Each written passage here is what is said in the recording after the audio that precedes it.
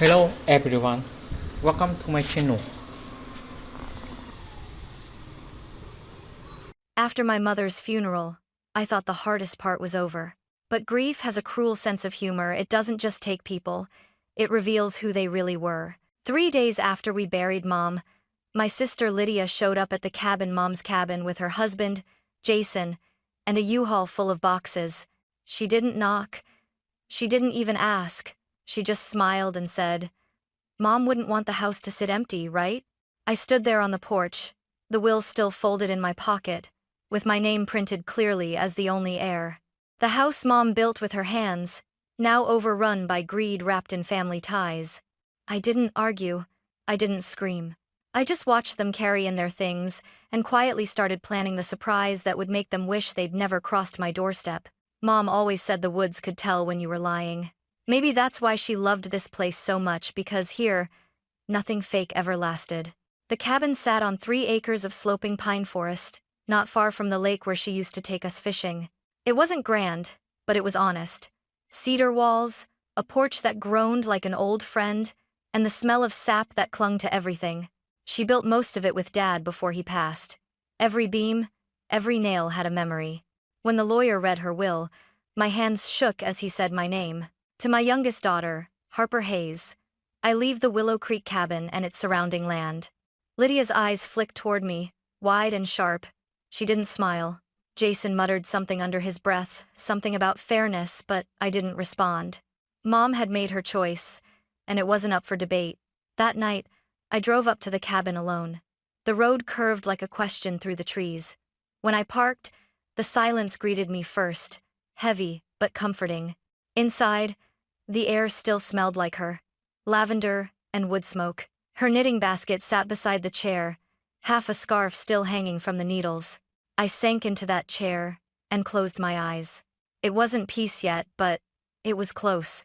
The next morning, I made coffee the way Mom did, strong, no sugar, and walked outside barefoot. The dew wet my toes.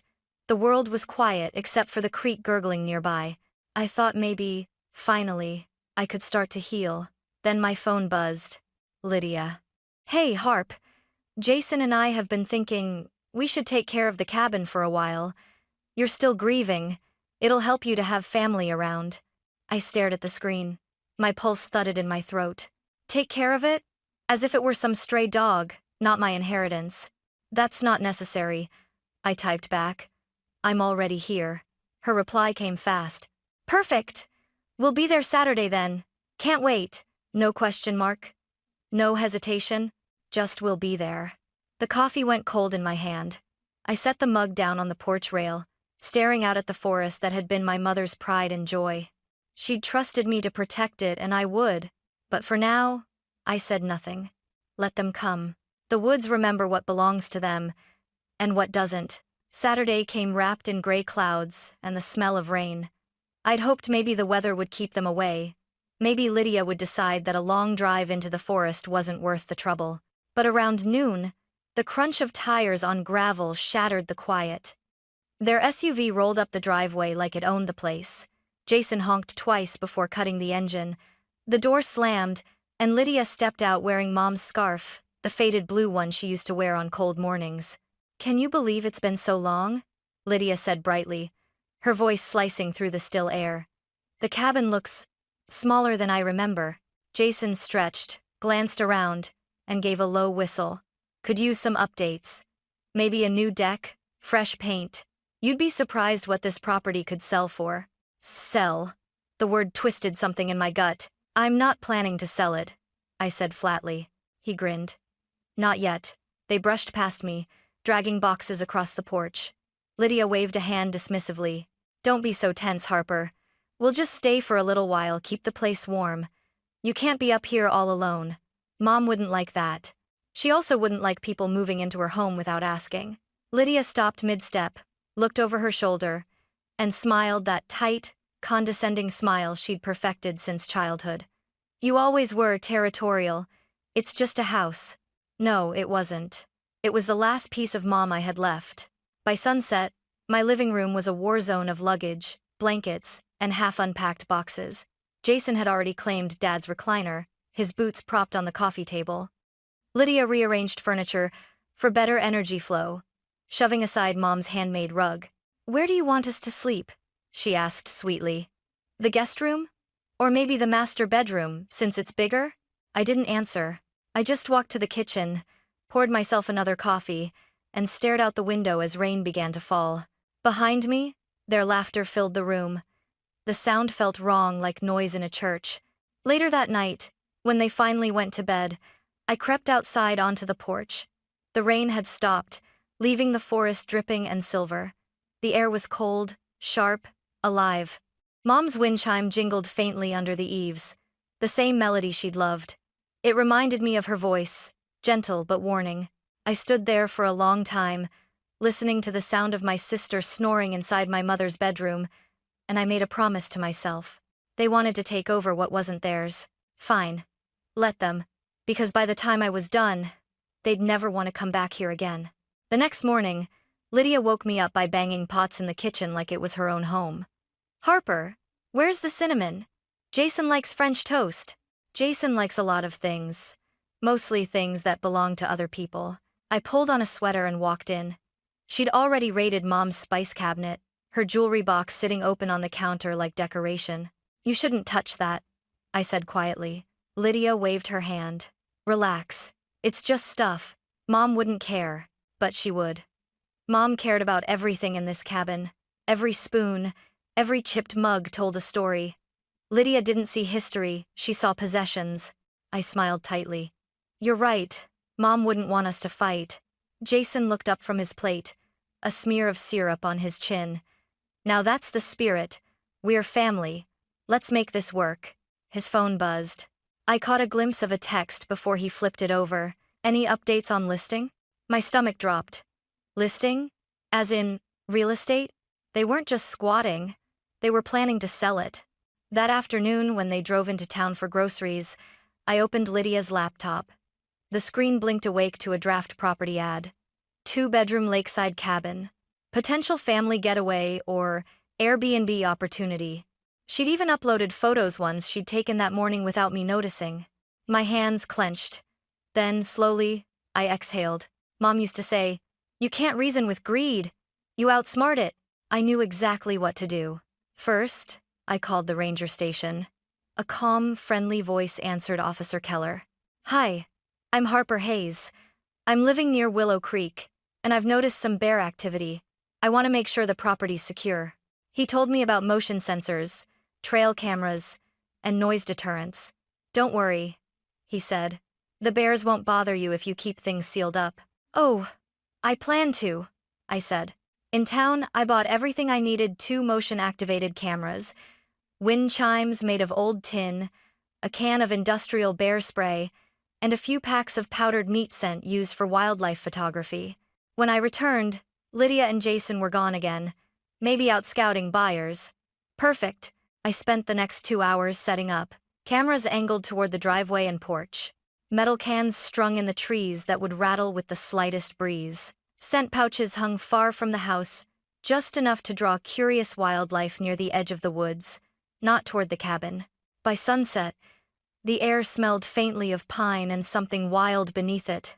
Inside, I washed my hands, humming the same lullaby Mom used to sing when she worked late. Let Lydia think I was quiet.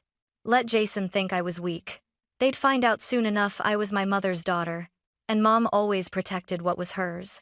The first night after I set the traps, the woods changed. The air felt heavier, thicker, as if the trees themselves were holding their breath. It started around midnight. A metallic clink echoed outside, followed by the low groan of wind sliding through the pines. Jason muttered something, rolled over, and went back to sleep. But Lydia heard it too. "Harper?" she called from the hallway. "Did you hear that?" I pretended to wake up. "Probably the wind. Go back to bed." Another rattle. Then a scraping sound near the shed. I smiled into the dark. The first camera had just gone live. Lydia's footsteps creaked down the hallway.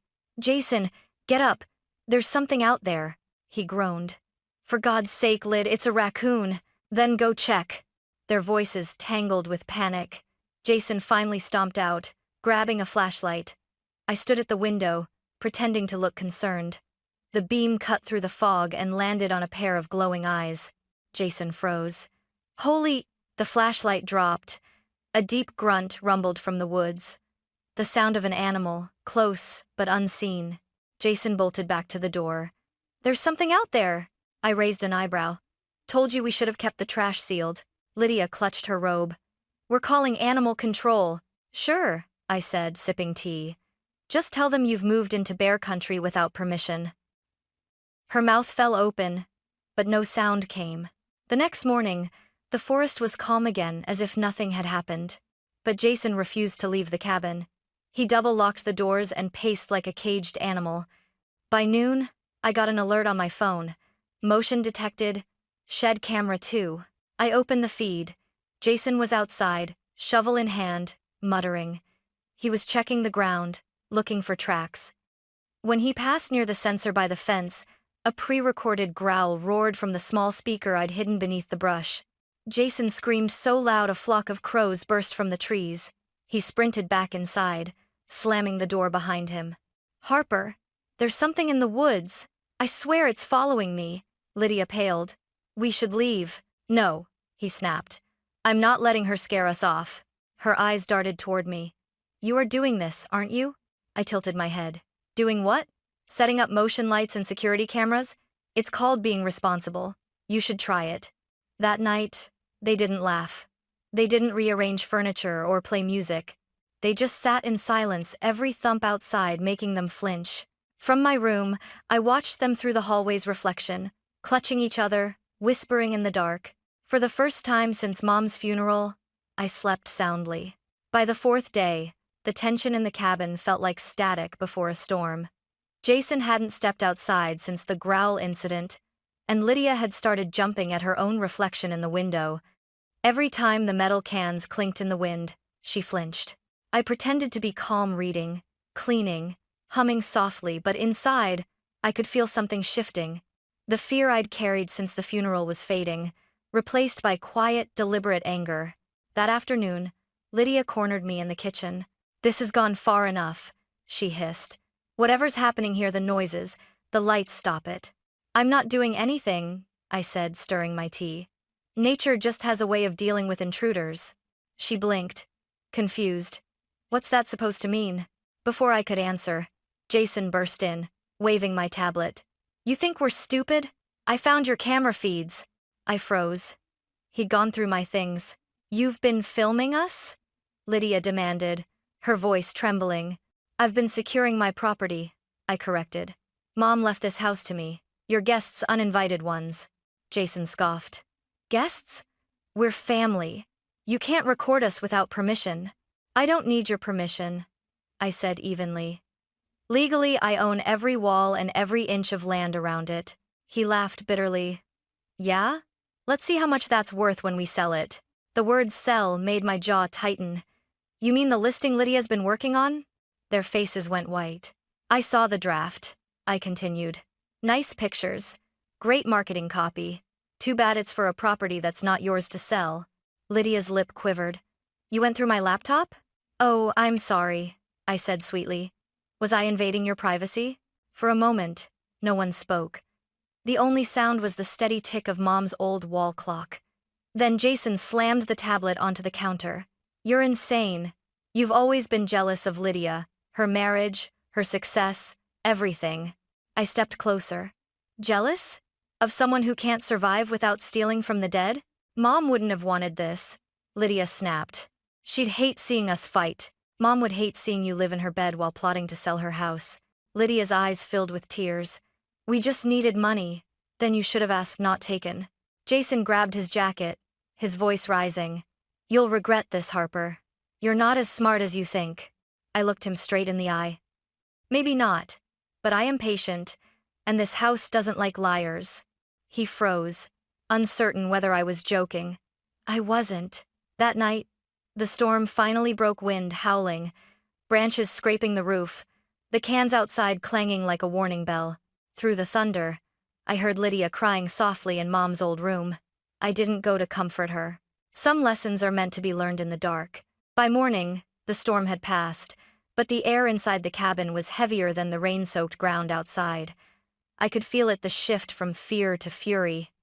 Lydia's eyes were red and puffy when she walked into the kitchen. Jason followed close behind, his jaw tight, his voice already raised. "This ends today," he said, slapping a stack of papers onto the table. "We talked to a lawyer. Since Mom didn't leave a formal property survey, there's legal ambiguity. We could contest the will." I stared at him, almost laughing. "You'd challenge your dead mother-in-law's signature because you got bored of stealing silverware?" Lydia flinched. "Harper, please, don't make this harder than it has to be. We can share the house. Split it 50-50. Share?" I repeated. "You mean I let you sell it and take half the profit while you pretend you ever lifted a finger for Mom?" Jason's nostrils flared. "You're impossible." We tried to be civil. I stood up slowly, steadying my voice. "No, Jason. You tried to be clever. You thought you could gaslight me in my own home. But you forgot something." I reached for my tablet, tapped the screen, and turned it toward them. Video thumbnails filled the display, timestamps, faces, voices. I pressed play. The first clip showed Lydia opening Mom's jewelry box. The second showed Jason in the shed, snapping photos of tools. The third, Lydia, whispering on the phone. "Once the listing goes live, she won't even know until it's sold." Lydia gasped, color draining from her face. You set us up." "No," I said. "You set yourselves up. I just pressed record." Jason slammed his palm on the table. "You think you can blackmail us?" I met his glare, calm as ice. "No, Jason, I think I can stop you." I opened the folder beside me, printed copies of Mom's will, the property deed, and an email from the attorney confirming the title transfer to my name. Then I slid across a flash drive. Inside is a copy of every video. The originals are in cloud storage, and my lawyer already has access. So if anything happens to me or this cabin, these go straight to the sheriff's department. Jason's bravado faltered. He looked at Lydia, but she wouldn't meet his eyes. "Harper," she whispered, her voice breaking. "Please, don't ruin us. We were desperate." I took a breath. "Mom left this house to me for a reason. She knew you'd try to take it like you've taken everything else. I'm not her. I don't forgive that easily." Lydia's tears spilled over. We just wanted a fresh start. Entry. Then start somewhere else." Silence swallowed the room. Even the forest outside seemed to hold still. Jason grabbed his keys and muttered, "We're leaving. You can rot in this cabin alone." "Good," I said softly. "At least I'll be surrounded by things that belong here." They stormed out. Through the window, I watched their SUV fishtail down the muddy road, taillights blinking like retreating embers. For a long while, I stood there, waiting for the adrenaline to settle. The cabin creaked as if exhaling. I walked through each room, Mom's photos, her worn books, her knitting still on the chair, and whispered, "It's over, Mom. I did it." But as I stepped onto the porch, something unexpected flickered in my chest, not triumph, but sorrow. Lydia's tears, Jason's anger, the broken threads of a family unraveling for good. The forest was silent again, but I could almost hear Mom's voice in the wind. "You did what you had to do, Harper. But peace always costs something." I looked out into the dark pines, the world finally still, and whispered back, "I know, Mom, I know." Then I closed the door and locked it for the last time. Days passed, and the silence in the cabin shifted from eerie to sacred. The woods had gone quiet again. The metal cans outside barely moved in the wind. For the first time in weeks, I could hear myself think. 3 days after Lydia and Jason left, I got a call from the local sheriff. His voice was calm but firm. "Miss Hayes, we received a tip about possible property fraud involving your sister. Seems someone tried to list your cabin for sale under her name." I smiled faintly. I was wondering when that would catch up to them. He paused. "You've already got documentation?" "I do. Video, dates, and a lawyer who's been waiting for your call." He chuckled softly. "You sound prepared." "I learned from my mother," I said, and hung up. That afternoon, I received an email from my attorney confirming that the case was closed. Lydia and Jason had been warned formally by the county any further interference would result in criminal charges. No jail time, no courtroom drama, just a clean legal line drawn between us. But closure doesn't always feel good. That night, I found a folded piece of paper under the door. My name scrawled across it in Lydia's handwriting. You win, Harper. I hope you enjoy your precious cabin. You've turned into someone I don't even recognize. Maybe that's what happens when you're alone too long. For a moment, I almost crumpled it in anger. But then I saw the smear of raindrops on the ink, or maybe tears. I placed the letter on the mantel beside Mom's photograph. In the firelight, Mom's smile looked different. Proud, maybe, or relieved. The next morning, I walked down to the lake. Mist hovered over the water, pale and weightless. I sat on the dock with my coffee, feeling the chill seep through my sweater. This was what Mom loved most about this place. How it forgave everything. How the sun always returned after the storm. For the first time, I understood her. She didn't build this cabin just for peace. She built it to endure storms, seasons, even betrayal. As I walked back to the porch, a soft rattle came from the tin cans strung along the tree line. I smiled. Maybe it was the wind. Maybe it was Mom. Either way, the sound wasn't a warning anymore. It was a reminder. Peace doesn't come from avoiding the fight. It comes from winning it on your own terms. I sat in Mom's old chair, pulled her blanket over my knees, and watched the trees sway gently in the morning light. The war was over, and for the first time since the funeral, the house felt like home again. Spring arrived quietly that year, almost as if the woods were testing whether it was safe to bloom again. The snow melted off the roof, the creek began to hum softly, and patches of wildflowers started appearing where the frost had been. I took it as a sign the forest was healing. So was I. I spent my mornings on the porch with a cup of coffee, writing in the journal Mom had given me years ago. Every page started with her favorite phrase, "Begin again." And that's what I did. I fixed the loose porch step, rehung the wind chime she'd made out of seashells, and restored her small garden patch. Each act felt like a conversation with her, one word at a time, one nail, one seed.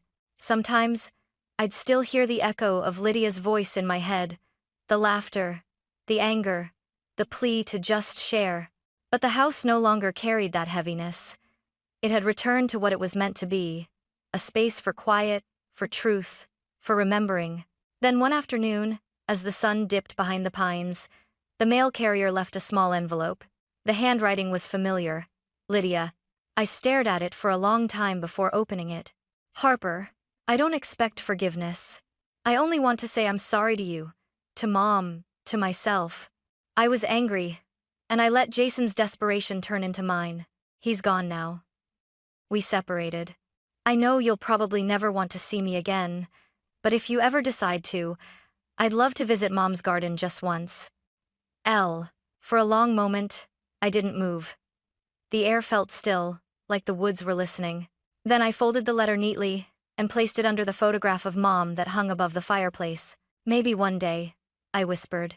But not yet. Outside, the forest glowed gold with the last light of day.